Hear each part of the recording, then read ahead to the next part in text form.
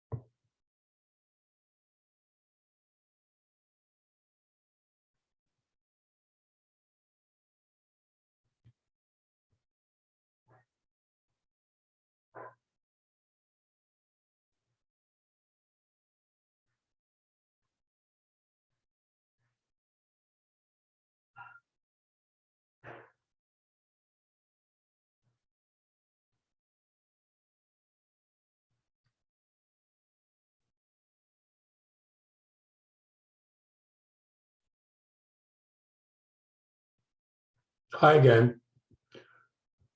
I guess the first assignment is due on Friday, 2 days at 9 o'clock at night. And I'll try and conscientiously get them back to you. You upload them onto Unlearn. You upload them onto Unlearn. I put this up this morning. First assignment is the rubric, and you upload it to first assignment. Are there any questions? Okay. I am going to then begin to review the questions for the midterm exam. Remember, I said on the 15th of October there will be. I will email you an exam. It will be based on the review questions, which are in the syllabus. 2 questions out of 3 based on the questions that we have covered. And I'm going to go over the questions in the class, discussing the basic elements of what I consider to be a good answer. So are there any questions about this second piece of work? Yeah, you're going to be primed, you're going to be prepped for the second exam as well, for the second assignment as well. So today what I want to do is I want to complete the narrative, looking to the overthrow of Nguyen Diem, his overthrow. And as I suggested last time, it was his overthrow which basically created chaos politically and a great advance in terms of the peasant insurgency that the National Liberation Front had been conducting. And the situation became, after the assassination of Diem, the situation became completely out of hand, and the Americans had to decide whether they were going to completely get out or try to save the situation by massive intervention. And they chose massive intervention.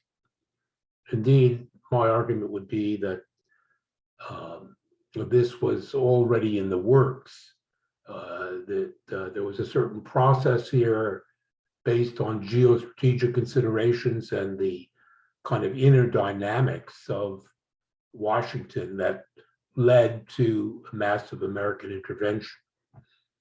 So this is it starts, today's lecture starts with a narrative, and then I'm going to show part of the 3rd episode of Vietnam television history, because the footage is just absolutely incredible, of the last stages of the Diem government.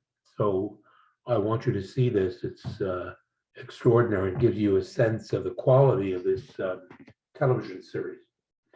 In any case, let's start with the battle of, we're starting with a little review. The Battle of Ap Bac. Remember this village 50 miles south of Saigon, really in the center of the Mekong Delta, a site of a lot of NFL activity. And the Americans had really beefed up the ARVN with the helicopters, the armored personnel carriers, lots of aerial bombardment with napalm, American military advisors. And so it was that a big battle developed at Ap Bac when about 120 NFL soldiers were discovered hiding near the village. and the ARVN, using helicopters, armored personnel carriers, surrounded the communists, and about 800 ARVN, backed up by American advisors, with armored personnel carriers, artillery, napalm, and an all-day battle ensued. And the ARVN were decimated in the battle. They lost about 160 troops, killed and wounded. 14 helicopters were shot down.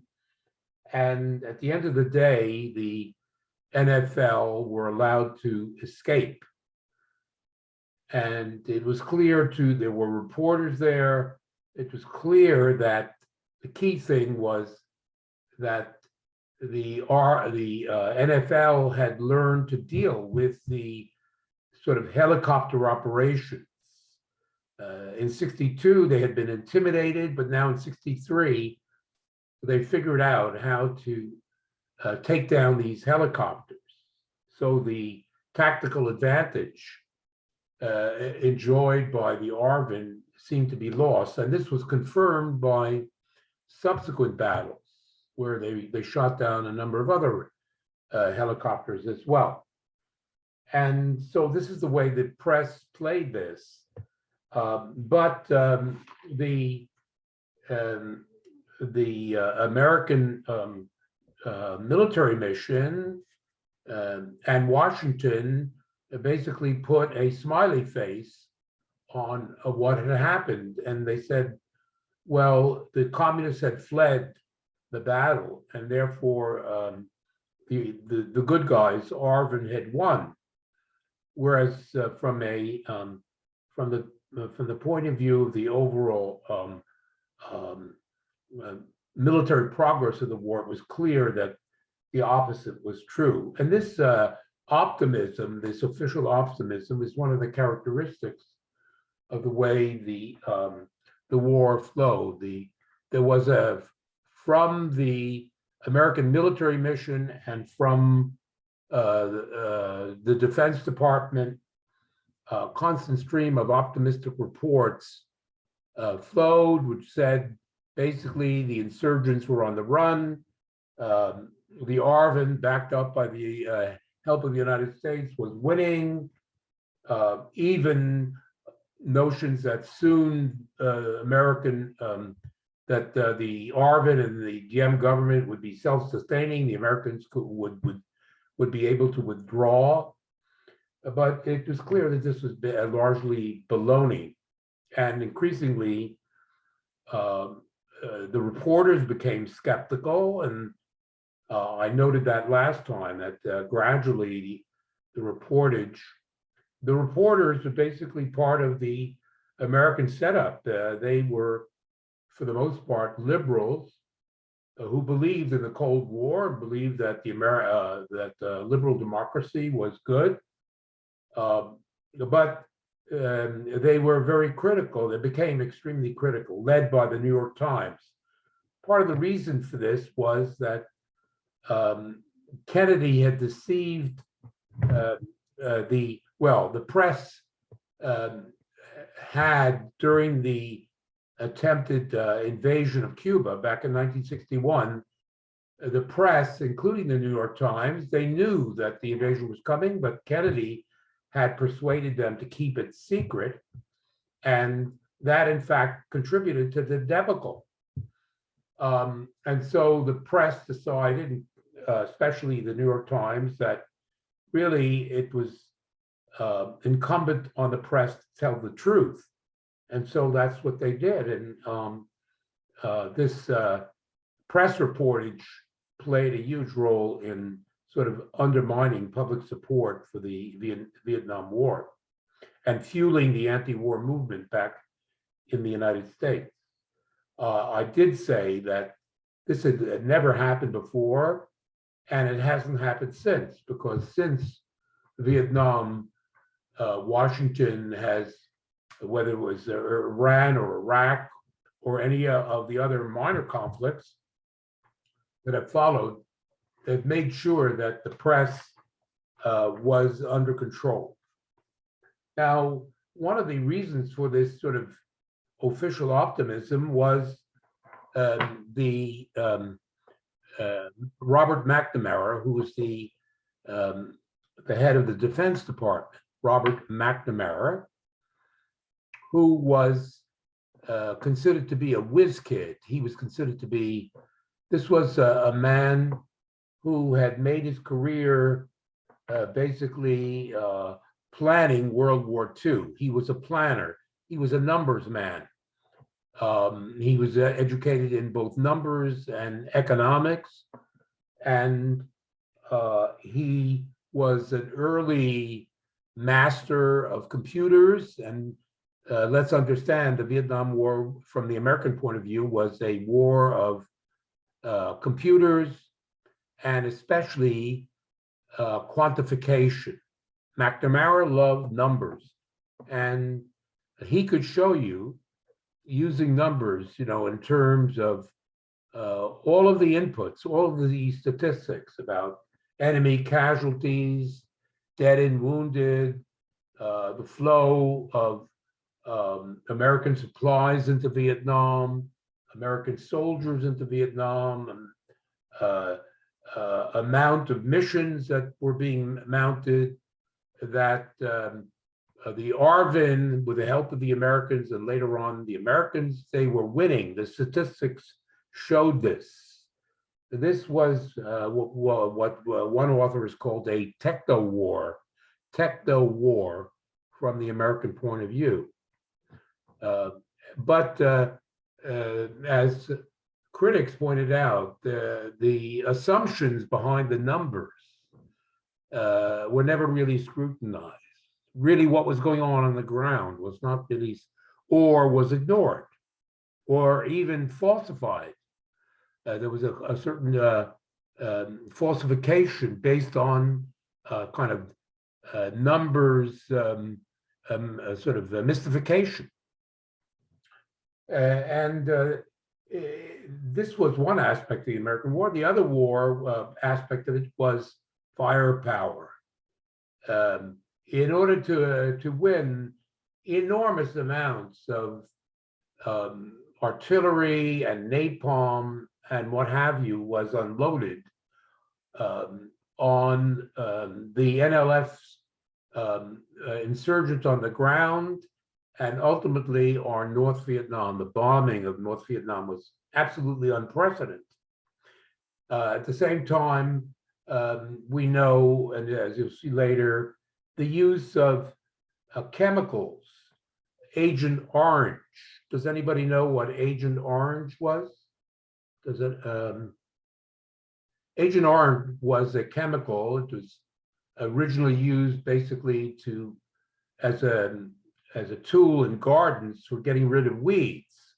It was a defoliant, and the United States dropped millions and millions of gallons of defoliant on the jungles of Vietnam in order to get rid of the trees so that you could see the insurgents. And of course, it caused enormous damage to the forest, but ultimately the people who were underneath the chemicals, many of them got cancer, or even their children got cancers, ultimately. The Vietnamese have been forced to deal with this problem for years. And as a matter of fact, as experimenting with this defoliant, I'm getting sidetracked here, but it's important to notice this. The Americans used Nova Scotia as a test area with the permission of the Canadian government. They dropped tons of Agent Orange on Nova Scotia, on the forest there, and gave cancer to a lot of Canadians as a result. All this was done in secret. It was done as a secret operation. If you look up Agent Orange, you'll sort of, you can follow the trail. In any case, this was McNamara's war, but we have to remember that on the opposite side, they were pursuing people's war. That is to say, base your insurgency on the support of the population. You appeal to the population because The population wants the land. They want national independence, and they want an end to oppression, oppression from people like Diem and those who followed Diem. And of course, they developed these tactics of basing themselves on this People's War, based on the villages, the villagers, the young men, the young women were the guerrillas. So it was a very different war. The contrast is remarkable. In any case, as I was saying last time, by 1961, there were 16,000 American advisors and helicopter pilots in Vietnam. And I noted the fact that Diem and his brother, Mr. New, were increasingly alarmed. There had already been an attempt at a military coup, that the Americans were seeking to sort of take control. Although they denied it, it seemed like the Westerners were coming back.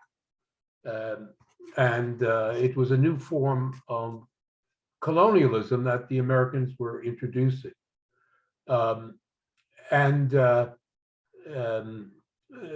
Diem, as I said, was a nationalist. He may have been a reactionary, but he was a nationalist. And losing control to the Americans, he began to resist. I want to point out in particular one area where there was a lot of disagreement was, as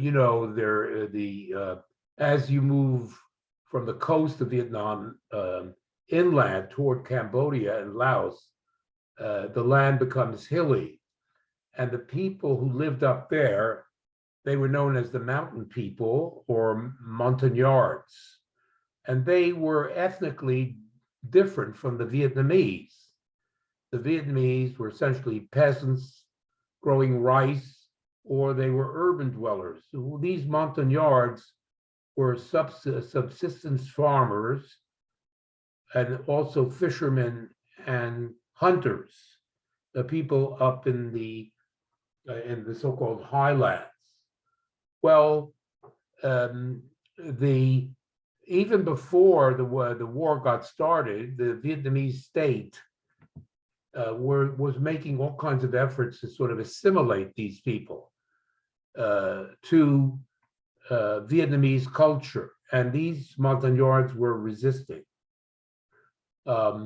Diem even settled certain Catholic refugees up in the highlands, and they caused friction with the montagnards. The Americans in this struggle between the montagnards and Diem generally sided with the montagnards. The Green Berets liked the montagnards. They were hunters and fishermen and so on, and they admired these people. And also the Americans had anthropologists who were studying these montagnards because they might and did prove useful to the counterinsurgency.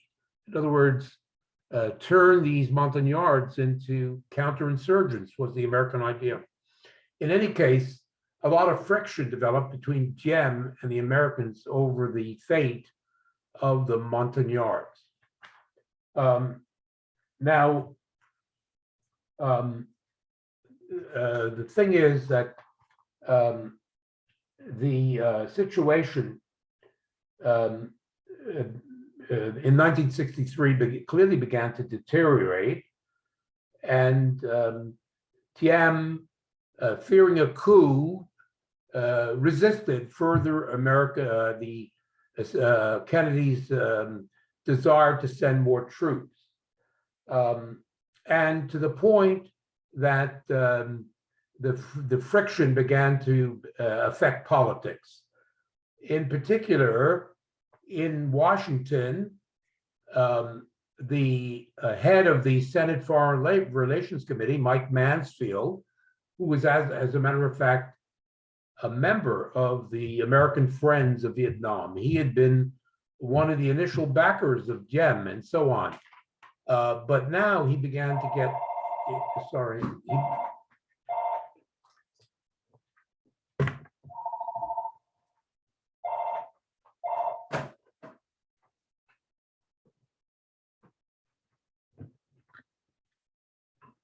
he began to get cold feet. And so he issued a report, and it said that the situation is actually getting worse, and that the best thing to do would be to get out. Mansfield, who is one of the key Democrats, and Kennedy, of course, is the Democratic president, Mansfield says, let's get out.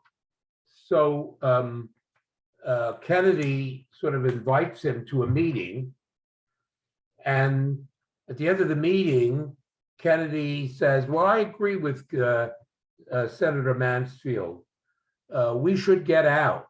But he introduces a condition. He says that if I get out before the next election, there's always an election imminent in the United States, that the Republicans will destroy me because they will say I'm weak. So I have to wait. I have to wait in order to get out.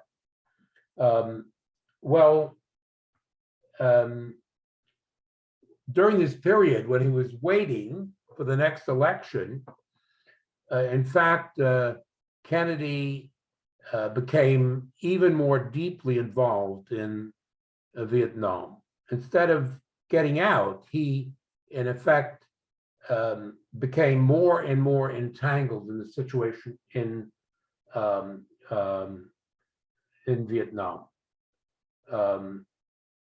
And given his behavior, I would say that whatever he said to Mansfield, if he was committed to the idea that somehow South Vietnam could be split off from North Vietnam, and that it could be somehow become an anti-communist defense point for the United States policy of containment, maybe it could have worked for the Americans to get out and neutralize Vietnam, as they had accepted for Laos. But no, it seems that the Americans were committed to keeping on a hold of this base in South Vietnam. And if that were true, I don't see how Kennedy could have withdrawn. In any case, the situation came to a head with the outbreak in the late spring of 1963 of the so-called Buddhist crisis. It is the crisis of the Buddhists, which creates a situation which is so bad that Diem himself is overthrown, and the stage is set for massive American intervention. So I'm going to be describing now the development of the Buddhist crisis and the fall of the Diem government. One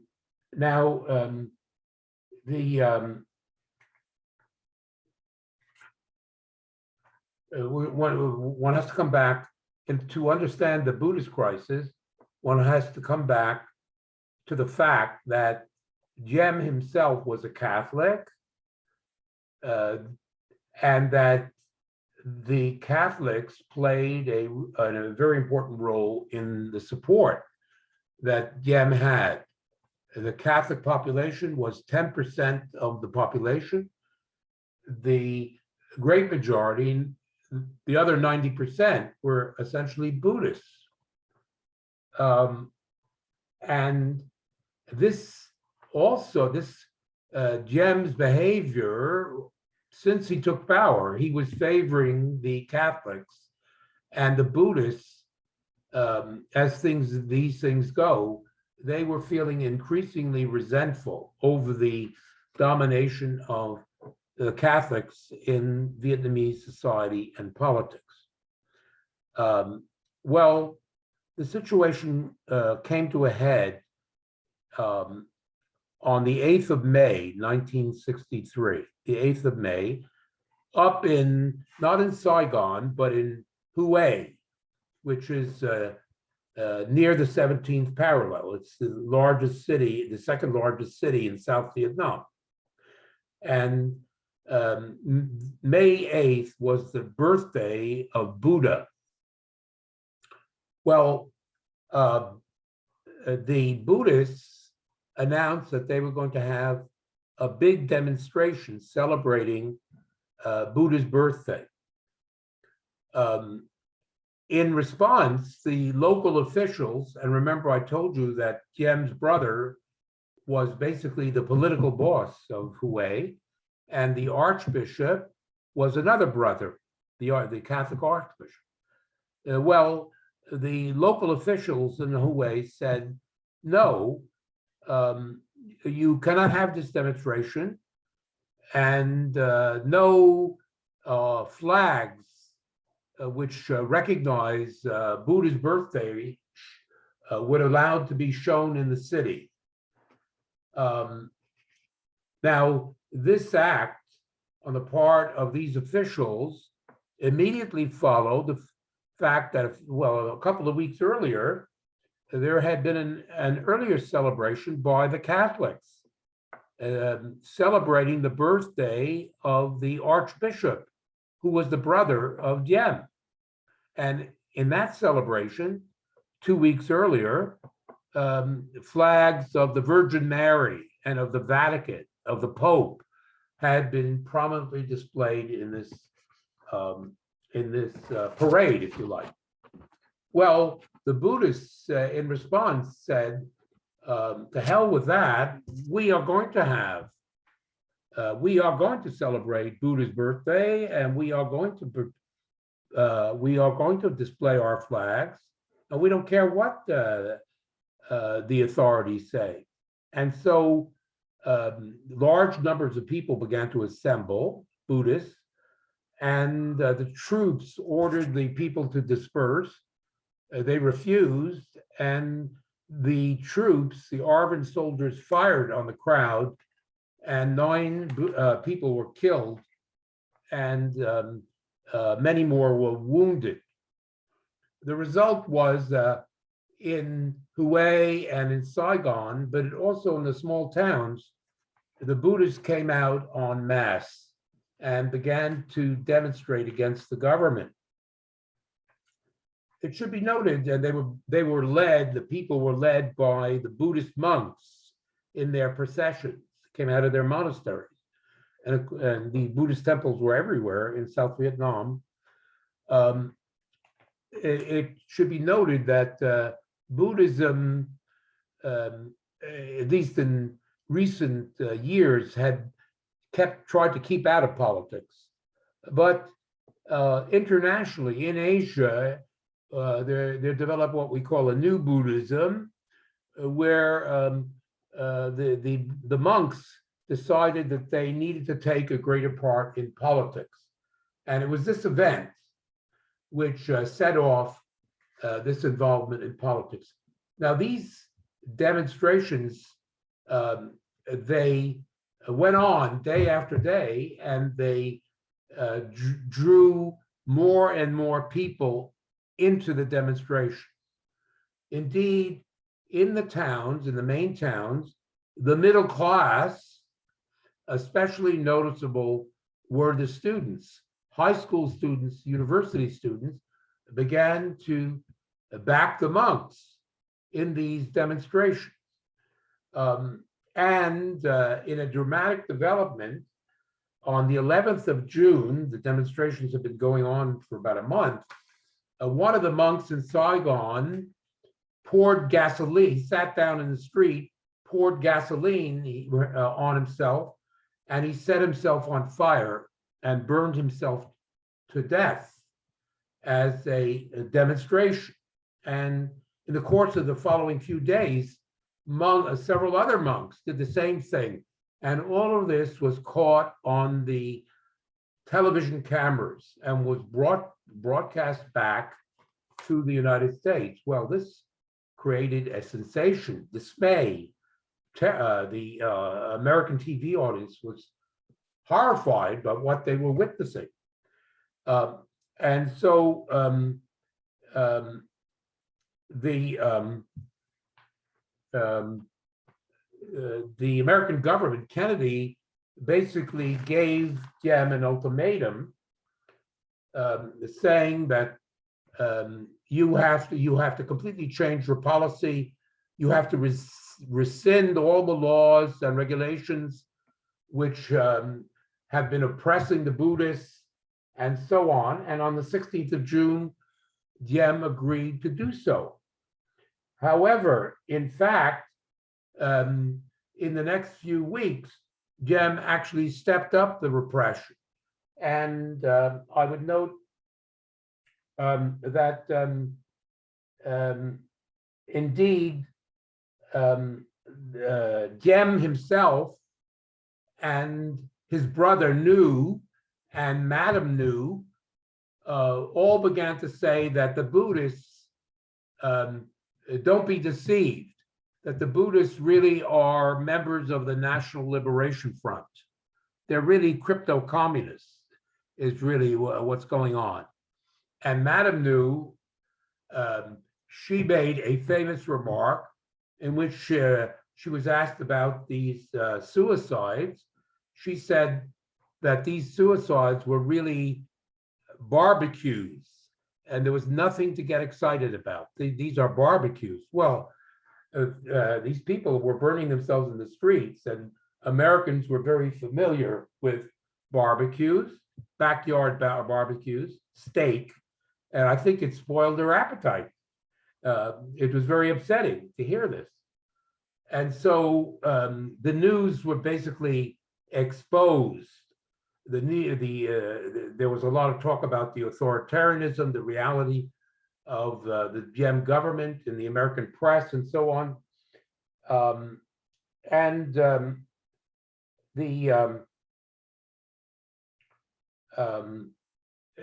Kennedy was exasperated by all of this. He was exasperated by this. As a result of that, he decided that really Diem had to be gotten rid of. It was impossible. You have alienated 90% of the population and so on. Diem has to go, was basically the decision. So one way or another, he wasn't clear as to how this could be done. But in any case, he appointed a new ambassador. The previous ambassador had been very supportive of Diem and so on, but he brought in a new man, and the new man was a man by the name of Lodge, Henry Cabot Lodge. Now, the name Lodge is famous in America. The Lodges were one of the oldest families in the United States. They came from Massachusetts. They were part of the American elite, the old Protestant elite that had basically run the United States from the beginning, from 1776. The Lodges stem from that. They had particularly run the politics, they and some other people had run the politics of Massachusetts, of Boston, of Massachusetts, for generations, these people. And Lodge had been, I believe he was vice president, he was the vice presidential candidate when Nixon ran for the presidency in 1960 on the Republican ticket. Actually, Kennedy had defeated Lodge in the senatorial race of 1952, but they were still good friends. I'm saying that Lodge was a senior member of the American establishment. He was a Republican, and Kennedy needed bipartisan support. He needed Republican support. So he puts Lodge in as the ambassador, and Lodge accepts this role. And from the beginning, Lodge understands that his role is to basically get rid of Diem. And I would say that in this task, Lodge was much more resolute than was Kennedy himself. He knew how to do the job, is the way I would put it. Meanwhile, Diem and his family became increasingly stubborn. And on the 21st of August, 1963, Diem ordered a general roundup of the Buddhists, and they arrested 1,500 Buddhists and put them into prison. And as a result of that, some of the senior members of Diem's administration actually walked out, including the foreign minister and the ambassador to Washington. They all resigned in protest. In response to all this, Diem and his brother now began to say, well, we think the situation is such that we should begin to open up talks with the National Liberation Front and, in fact, with the Democratic Republic of Vietnam in the north. No matter what the Americans say, we're going to negotiate with the communists, is basically what Diem said. Now, this was a kind of pressure tactic on the part of Diem. That's clear. But also, there were people in South Vietnam who said, yes, this should happen. We should neutralize, we should give up American support. We should neutralize South Vietnam. And we can have a state which is a neutral state like Laos, rather than depend on the Americans. Well, at this point then, Washington and particularly Lodge were instructed to accelerate the prospective coup. And so Lodge and the head of the CIA operation in South Vietnam meet with the senior generals of ARVN. And they basically say that Washington would not oppose such a coup d'etat. They didn't say, go ahead, boys, knock off Diem. They said, rather in the negative, they said the United States would not look askance, would not be upset if Diem would be gotten rid of. And so there was some to and fro, hesitation. Kennedy was hesitating and so on, but Lodge was resolute. And he says, this is a quote from one of his telegrams to Washington at the end of August. He said, we are launched on a course from which there is no respectable turning back. The overthrow of the Diem government. There is no possibility, in my view, that the war can be won under a Diem administration. And he has the instructions which enable the coup to proceed. The coup was initiated by the generals on the 1st of November, 1963. And this time, the coup was flawlessly executed. When Diem looked for support from other elements of the army, he could find no support. All of the generals, they were all Buddhists. They wanted, and their families were putting pressure on them, they wanted an end to the Diem government. And as a matter of fact, we have subsequently learned that one of these generals, there were about eight who were the leaders of the coup d'etat. One of them was, in fact, a secret member of the National Liberation Front and of the Communist Party. He was himself. This is a senior general in the ARVN, in the Vietnamese army. He himself was a secret member of the Communist Party.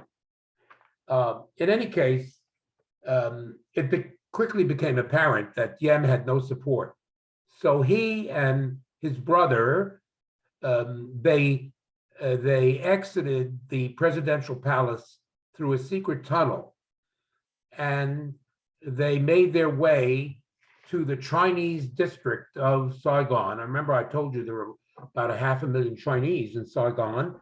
They went to the house of a rich Chinese merchant who they were friendly with, and they hid there overnight.